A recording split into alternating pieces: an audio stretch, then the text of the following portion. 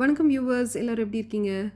இன்றைக்கி நம்ம வாங்க சாப்பிடலாம்ல இறால் முருங்கைக்காய் குழம்பு எப்படி செய்கிறதுன்னு பார்ப்போம். இது சாதத்து கூட ரொம்ப டேஸ்ட்டாக இருக்கும். இப்போ இதை எப்படி பண்ணுறதுன்னு பார்க்கலாம் வாங்க. ஒரு பேனில் 1 டேபிள் ஸ்பூன் எண்ணெய் எடுத்துக்கோங்க. எண்ணெய் காஞ்சதும் அதில் 1 டீஸ்பூன் மிளகு, 1 டீஸ்பூன் சீரகம், 1 டீஸ்பூன் சோம்பு, 2 டேபிள் ஸ்பூன் மல்லி சேர்த்துக்கோங்க. இதை ஒரு நிமிஷம் போல் நம்ம வறுத்தா போதும்.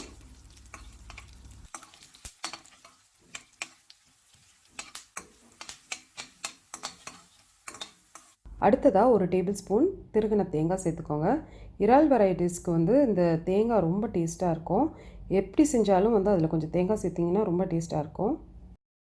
இப்போ தேங்காய் நல்லா வறுப்பட்டதும் அதில் 6 மிளகாய் வத்தலை சேர்த்துக்கோங்க.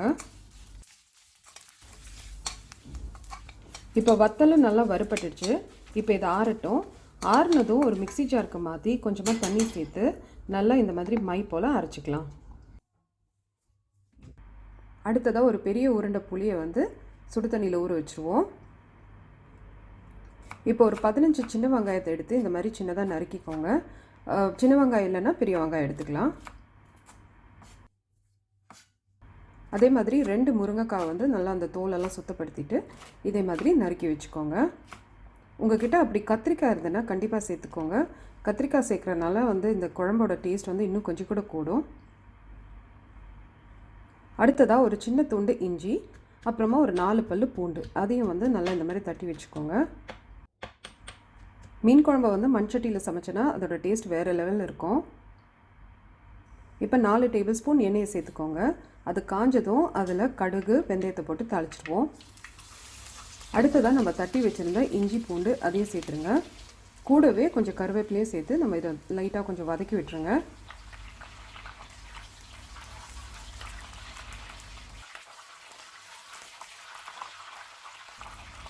அடுத்ததாக சின்ன வெங்காயம் அது நம்ம நறுக்கி வச்சுருந்தோம் இல்லையா, அதையும் சேர்த்துருங்க.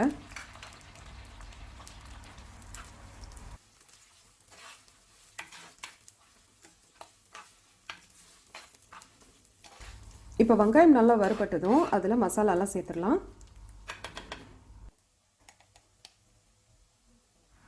1/2 டீஸ்பூன் மஞ்சள் தூள், 1 டேபிள் ஸ்பூன் மல்லித்தூள், 1 டேபிள் ஸ்பூன் மிளகாய்த்தூள்.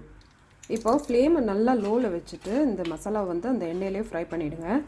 ஃப்ளேம் அதிகமாக வைக்க வேண்டாம், இல்லைன்னா தீஞ்சிரும். அதே மாதிரி சட்டி ரொம்ப சூடாக இருந்ததுன்னா ஃப்ளேமை ஆஃப் பண்ணிவிடுங்க. இப்போ அடுத்ததாக ஒரு மீடியம் சைஸ் தக்காளி அதை சின்னதாக நறுக்கி சேர்த்துக்கோங்க.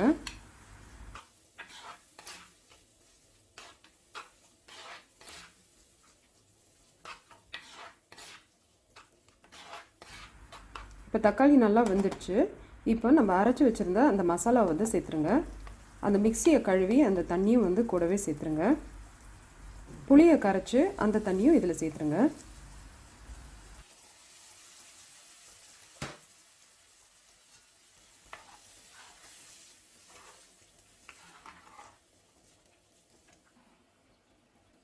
இப்போ இதில் 1 கப் அளவுக்கு கொதிக்கிற தண்ணியை சேர்த்துக்கோங்க.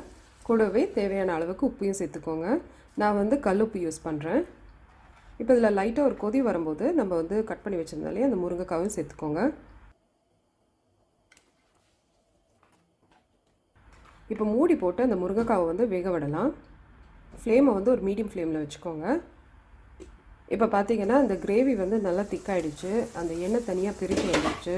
அதே மாதிரி அந்த முருங்கைக்காவும் பார்த்திங்கன்னா நல்லா சாஃப்ட் ஆகிடுச்சு. அடுத்ததாக 400 கிராம் கிட்ட இறால் சேர்த்துக்கோங்க. இறால் உங்கள்கிட்ட அந்த சின்ன டைப் நம்ம ஊரில் கிடைக்கும் இல்லையா, அந்த டைப் இருந்ததுன்னா கண்டிப்பாக அதை யூஸ் பண்ணுங்கள். ரொம்ப டேஸ்ட்டாக இருக்கும். இதில் பெருசை விட அதில் ஃப்ளேவர் ரொம்ப ஜாஸ்தியாக இருக்கும். இங்கே இந்த மாதிரி தான் கிடைக்கும். இறால் சேர்த்ததுக்கப்புறமா ஒரு 3 நிமிஷம் நம்ம இதை வேக விட்டால் போதும். ஏன்னா இறால் டக்குன்னு வெந்துடும். அது மட்டும் இல்லாமல் சட்டியும் ரொம்ப சூடாக இருக்கும். ஸோ நம்ம ஃப்ளேம் ஆஃப் பண்ணதுக்கப்புறமாவும் பார்த்திங்கன்னா அந்த இறால் கொஞ்சம் கூட வெந்துடும். ஸோ அதனால் 3 நிமிஷம் கரெக்டாக இருக்கும்.